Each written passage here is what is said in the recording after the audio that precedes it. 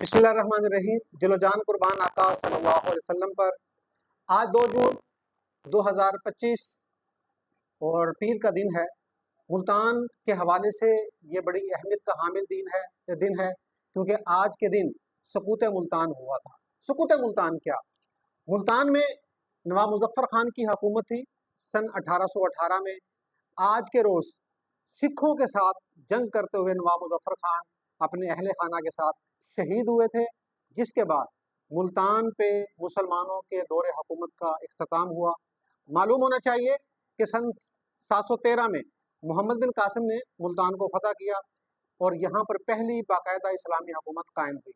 सन 712 से लेकर 1818 तक तकरीबन 1105 साल बनते हैं, यानी 1105 साल तक मुसलमानों की हुकूमत रही है। इसमें मुख्तलिफ ख़ानदानों की हुकूमत भी आई और इनफरादी हुकूमतें भी कायम हुई। कुछ इंडिपेंडेंट हुक्मरान भी आए जिन्होंने आज़ादाना हुकूमत यहाँ पे की, और कुछ ऐसे गवर्नर भी थे जिनको दिल्ली में बादशाह तैनात करता था। तो लेकिन हुकूमत चली है मुसलमानों की 1105 साल तक।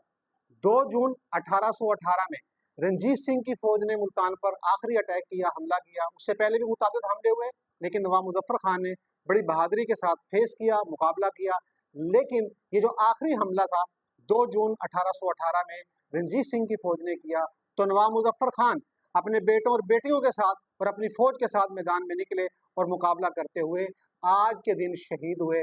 207 साल कबल मुसलमानों पे ये बड़ा सानहा पेश आया, मुल्तान के मुसलमानों पे, और मुसलमानों की हुकूमत यहाँ पे ख़त्म हुई।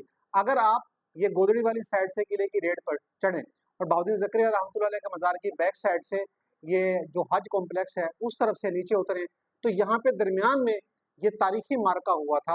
रंजीत सिंह की फ़ौज ने बड़ा भरपूर हमला किया और नवाब साहब अपने बेटों के साथ, अपनी फ़ौज के साथ, हत्ता कि नवाब मुजफ्फर की बेटी भी इस जंग में शरीक थी, इंतहाई दिलेरी के साथ उन्होंने मुकाबला किया, शदीद गर्मी में मुकाबला किया।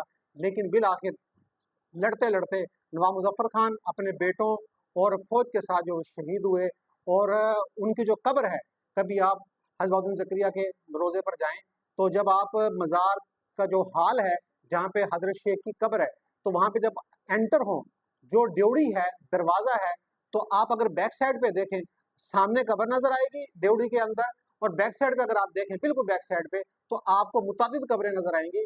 उसमें एक कब्र के ऊपर एक नुमाया करके कतबा लगा हुआ है, उस कतबे पे नवाब मुजफ्फर खान शहीद का नाम लिखा हुआ है। यहाँ पर नवाब मुजफ्फर खान की कब्र है। ये मुसलमानों का मुल्तान में आखिरी हुक्मरान था जिन्होंने मुल्तान पर एक तवील अरसे तक हुकूमत की।